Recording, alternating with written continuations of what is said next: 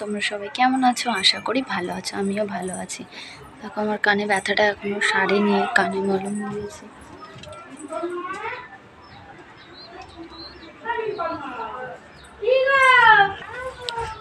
তো আমি এই স্নান টান সেরে ভগবানের সেবা দিয়ে এসছি, আর এই ছেলেকে স্নান করালাম। আচ্ছা, ছাদে জামা কাপড় মেলিনি, পাটা যন্ত্রণা হচ্ছিলো তো উঠতে পারিনি। এখানে সব জামা কাপড় মেলে দিয়েছি ঘরের মধ্যে, হাওয়াতে শুকিয়ে যাবে। যা রোদ উঠেছে গরম গরম ভাব শুকিয়ে যাবে, তো সেই জন্য আর ছাদে জামা কাপড় মেলতে যাইনি, এখানে মেলে দিয়েছি, শুকিয়ে যাবে। আর আমি স্নান টান করে ভগবানের সেবা দিয়ে আর এই ছেলেকে স্নান করালাম, করিয়ে ওকে ঘুম পাড়ালাম। স্নান করানোর আগে একটু খাইয়ে দিয়ে, না খাওয়ালে স্নান করানোর পরে একদম খেতে চায় না, মানে ঘুমানোর জন্য বিরক্ত হয়। তো জল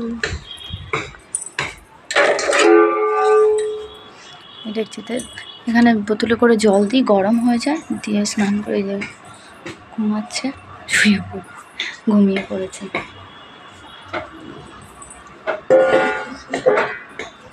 স্নান করানোর আগে খাইয়ে দিয়েছি, খেয়ে এবার ঘুমিয়েছে, আবার ঘুমতে উঠলে আবার খাওয়াবো।